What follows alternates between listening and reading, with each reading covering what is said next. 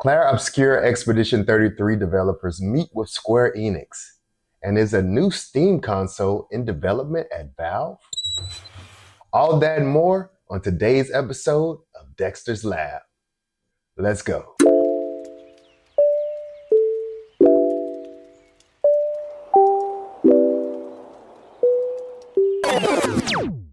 Welcome back to the lab. First, I want to apologize for not posting last week. Life has a way of kicking you square in the nads.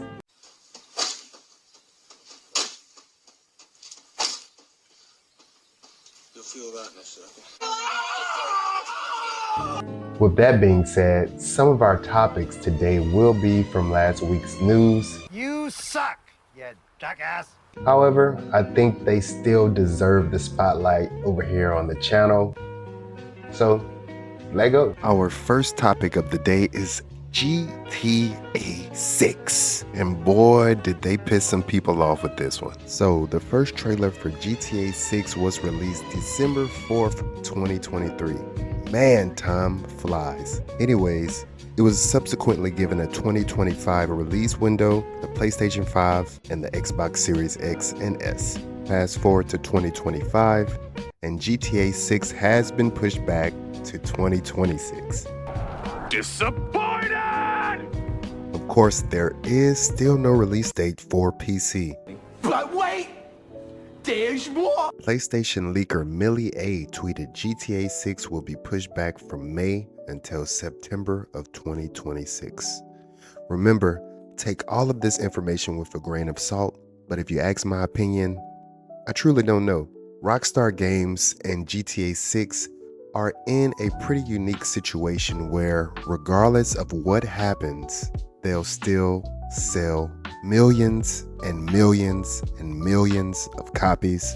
The general public as a whole loves the Grand Theft Auto franchise. You know it, I know it, and most importantly, Rockstar knows it.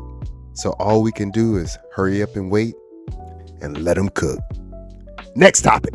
Clair Obscur Expedition 33 developers Sandfall Interactive have been hitting the road lately to teach the peasants of the gaming world how to properly make a turn-based RPG.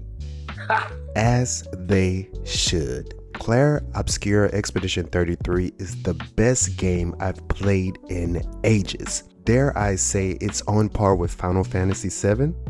Anyway, it's not exactly an unorthodox method for developers to round table. However, it's very surprising that Square Enix could make a return to the turn-based RPGs due to recent installments being more akin to action RPGs. Square Enix made a conscious decision to move towards action RPGs by hiring a former Devil May Cry developer to design Final Fantasy XVI's combat system. What do you think? Will Final Fantasy return to its roots or make its new installment a Ninja Gaiden clone? Drop a comment down below and let me know your thoughts. Next topic. Okay, done. Sony is at it again. Not only have they acquired 2.5% of Elden Ring publisher Bandai Namco, it's being reported that a PlayStation Portal Pro is reportedly in the works at Sony. Yes, another handheld. I told you.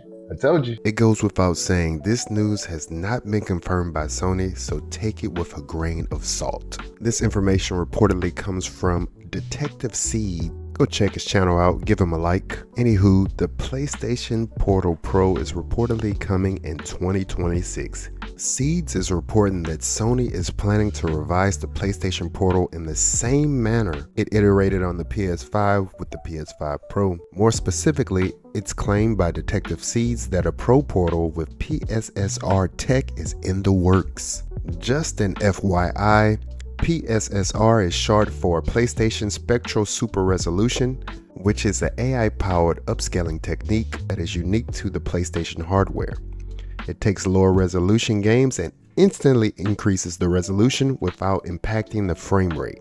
The base PS5 doesn't even have PSSR, so for a PlayStation Portal to have it, it would be spectacular. In addition to this, it is claimed that Sony is working on a PlayStation Portal update that will allow users to use it on the go without an internet requirement, similar to the Steam Deck. If you ask me, I'm leaning towards this being true. However, I don't think it'll come out in 2026, but one thing is for certain. Sony loves money. Xbox does as well, Don't give a damn! but they try and put on like they care about the consumer. Sony, on the other hand, I think they'll try and release a new PlayStation Portal Pro and cash in on it. Of course, the PlayStation Portal is pretty popular, so why not? What do you guys think? Get in the comments down below, share your thoughts. Marvel Cosmic Invasion is a side-scroller similar to Streets of Rage or Teenage Mutant Ninja Turtles Shredder's Revenge. Developed by Tribute Games, which also developed the aforementioned title, I must admit Marvel has been dropping some heat lately. Shush up T, just being honest. With that being said, if you're a fan of side-scrollers or couch co-op like me, maybe this will wet your whistle. Being the biggest Gambit fan in existence, him not being included at this point does make me want to head to Gotham City, aka Florida, and have some words with Mr. Iger.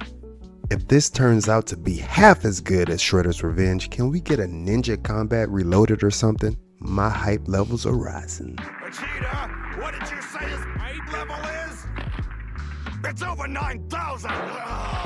9,000?! Anyways, I digress. Will you be picking this game up when it drops later this year? Moving right along to Valve's coveted Steam Deck.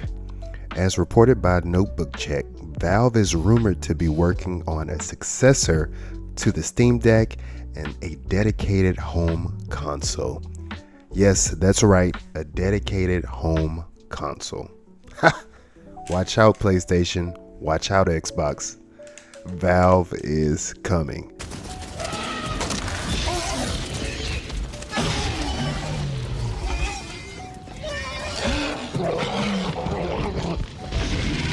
So the home console could potentially be using AMD's upcoming Zen 6 APU, codename Magnus.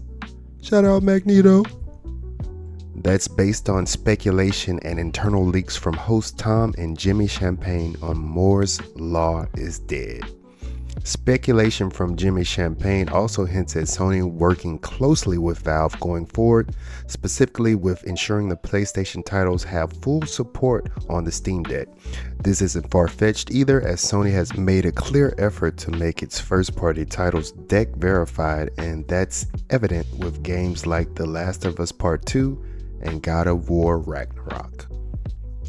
The AMD Zen 6 APU is also reportedly being used for the Sony PS6 and Microsoft's Xbox next-gen consoles, and is projected to be a powerful chip for gaming performance with 11 CPU cores. Leaks suggest they're going to be treating this new powerful console as a mainstay and competing solely with the Xbox and PlayStation brands. Man, this shit crazy. I was hoping for a Sega comeback, but hey, you gotta take what you can get. I am elated. I always say the more competitors, the better. If you only have one or two, then they can kind of manipulate the prices, raise them, lower them, as you can see with Xbox and PlayStation. So the more competitors we have, it's always gonna be better for the consumer. Steam is very pro-consumer, so I think we'll all win. Thanks for tuning in to another episode of Dexter's Lab. Don't forget to like, subscribe, and comment down below. But most importantly, keep moving forward and game on.